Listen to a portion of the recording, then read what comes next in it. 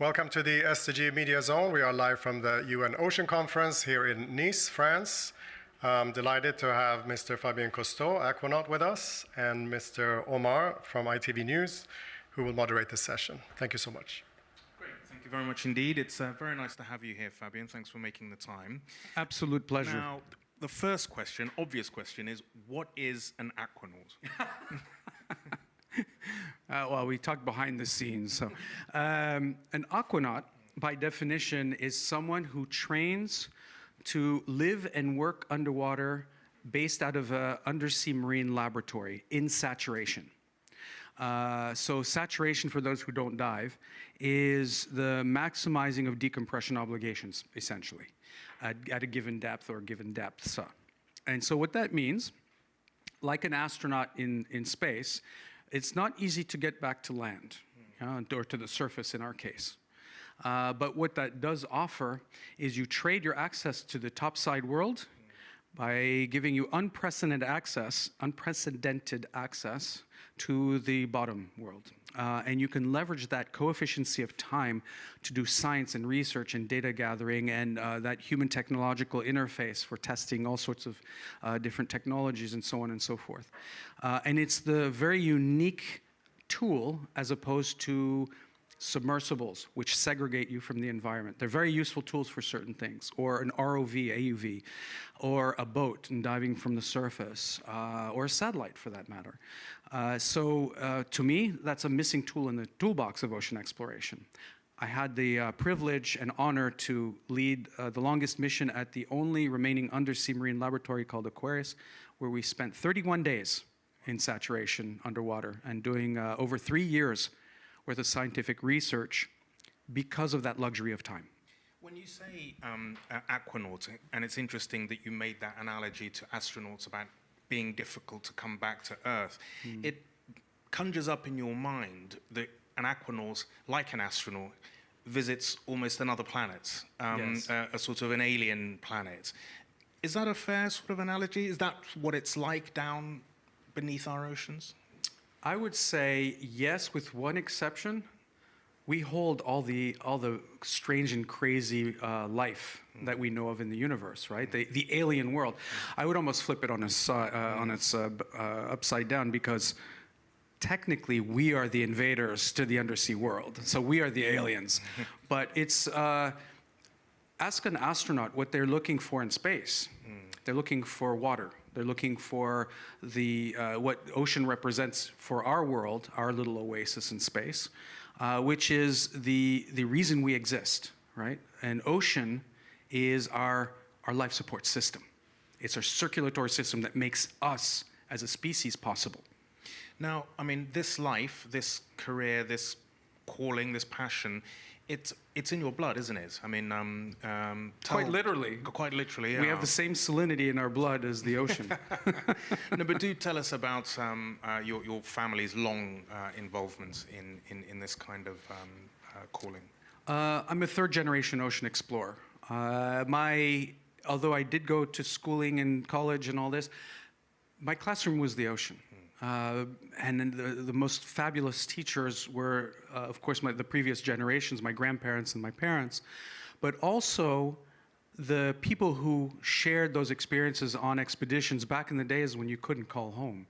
So when you left, you'd go 3 to 6 months. And that little community based off of the ships were the community that you depended on, that you learned from. These scientists who were out-of-the-box thinkers, who were pioneers in their own rights, but especially in the early days of ocean exploration. That was my classroom growing up.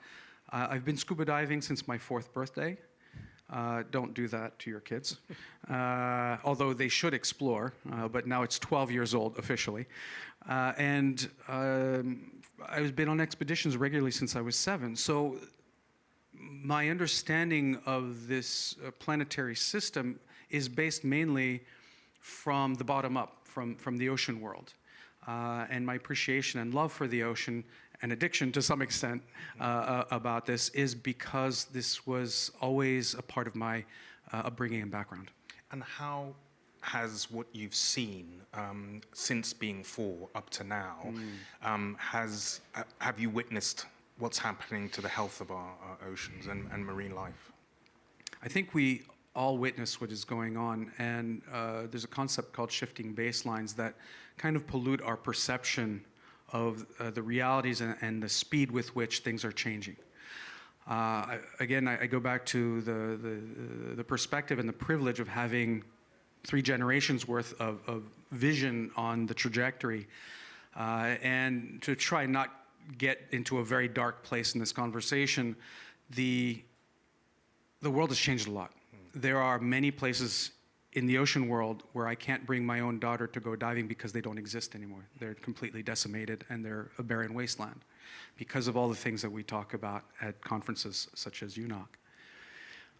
I have also seen different things. So just to give a little bit a sense of hope, at least a seed of it, is I've seen miracles happen where communities and individuals and governments all band together and make change happen, whether it's creating truly marine protected areas that replenish our natural resource bank account, or efforts in new approaches in business or in shipping or in different approaches with renewable energies and so on and so forth. So there are positive changes. They're just not fast enough to keep up with the negative ones. And so my message, if anything, as a simple diver, hopefully I can see myself as a voice for the ocean, at least for the voiceless in the ocean, is that we need to accelerate the process. Not for the fish, not for the sea life, not for the ocean, as much as that's what we're talking about, but for us as a species to survive. Because without ocean, we do not exist. Without a healthy ocean, there is no such thing as a healthy future. And so if we can take the lessons of nature that have been perfected over hundreds of millions of years and take those into account in our everyday decision-making process, diversification, adaptation, and evolution, and work towards and implement solutions today that may not be perfect, but they're better than yesterday. That's a really interesting comment because it has been echoed, I mean, over the last few days. I mean, Prince William of Britain was at a conference in Monaco yesterday and said, you know, save the ocean and we save ourselves. Is that the sort of most important singular message that you'd like for this conference to be? It really boils down to something as simple and as clear as that. This is not complicated. Our conversations in the details may be more complex, but the message is simple. No ocean, no life. There's no, I am astounded when I look at the SDGs, that 14, life below sea, life below ocean, is the least funded one of all of them. Yeah? Without ocean, none of the others can be addressed. None of those can matter. So it is vital that we put ocean as one of the top priorities. One of the interesting things, you know, one's been hearing about the conference, and particularly the Blue Economy sort of forum that preceded it, was exactly this, that, you know, there is a way in which, you know, funding, of which there is a lot of money out there in the world, can be, you know, harnessed in order to create something, an economic movement. Would you agree with that? I mean, done properly, with the deliberation on the impact of the next 7 generations, which I've borrowed from the great Iroquois nations as a deliberation process, we can absolutely look forward to this process. Doing well and doing good are not mutually exclusive. We just have to find the right formula that's a balance between the two. And sometimes it's a little bit more to one side or the other. But ultimately, we have to keep focus on the long-term goals that we're trying to achieve. This is not a cost. This is an investment. Yeah? And first, we have to repair the damage that we've done. And then we can benefit from the spillover effect and the interest that our natural resource bank account bears. Without that approach, which is a more, and I dislike this word, but sustainable approach, we are in a fantasy world, and we're just going to keep going down the darker path. If you look at today's generation, they're very frustrated with our previous generations, our generation and beyond, have not done Innovation, there's much more innovation these days, much better ways to communicate these days. We have all the tools we need to make change happen that benefits society, that benefits businesses, and that benefits the environment. I suppose we've never been in a sort of better technological moment to be able to come up with some of the solutions. I mean, I was looking at the work of one company that regrows coral. By farming it effectively, and it grows at 50 times faster than would be, available naturally. I mean, I don't know how they do it, but it's amazing. So there are little glimmers of hope, because that's the other sort of thing that comes to me about this. With one caveat to that particular example, we're not addressing the root cause.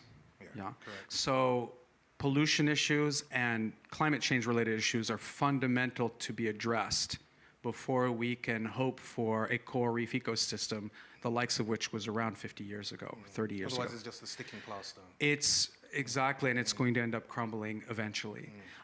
These are certainly innovative approaches, whether it's asexual reproduction or DNA evolution acceleration or what have you in the processes of coral reefs. And certainly, I wouldn't besiege anyone to stop doing that. Please, by all means, keep experimenting. But at the same time, we have to address the root problem. It's just like plastic pollution. Cleanups, and my NGO does cleanups as well. Cleanups are an education tool, but they're not a fix. Until we are able to address the root cause of plastic pollution, for example, at its source, we're never going to end up getting out of the problem. So let's try and not delude ourselves into the wrong path, because we don't have time at this point. And be honest with ourselves. And upmost, one of the things that we easily do as an excuse is criticize. Yeah? Criticize efforts. And that stunts growth, that stunts hope, that stunts progress. We all make mistakes. We all need to advance forward. So, as much as I say, let's take a step forward, let's take a step forward, they may not all be good steps, but it's better than where we are. Tell us more about the work that you're doing with your NGO. I mean, you've talked about a little bit about your life and family's life in diving, yes. Being an aquanaut. What are you focusing on in terms of your NGO? Well, I love being here with you all. I love being in the ocean a bit more because it's so fascinating. And so the two main, I hope, purposes that I can give is going out and exploring to learn more, to bring back more information, to bring back more science and data and all that sort of thing. But to be able to explain these discoveries in ways that are maybe anthropomorphic so that we can connect people with the storytelling aspect. So my NGO and my social good enterprise, which are two of the main focuses right now, have for goal to be able to connect people with the ocean in very real, tangible, and emotional ways. The logical way, there are many people that can do that, many organizations, many governments that can do that. But we're all talking to each other because we're all passionate about the ocean. We're all here at a conference, a very important one, that symbolizes the voice for the ocean. But unless we're talking to the 8.7 billion other people that are not here today, and to have them be part of the solution, we've missed 98% of our opportunity. And so with the Ocean Learning Center, which is my nonprofit, the small little programs that we have with local communities are to engage them in this experiential learning process of the human-ocean connection. Why are oceans so important to us? Whether we're in a community on the ocean front or 1,000 miles away, skiing on top of a hill.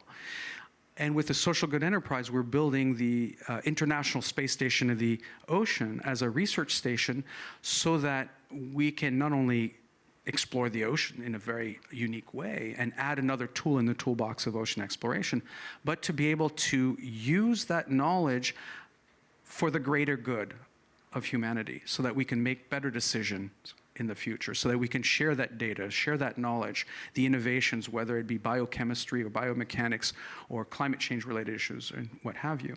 So those are the two things that I hope we can contribute to, and we invite others to be part of as well, because it's an open platform.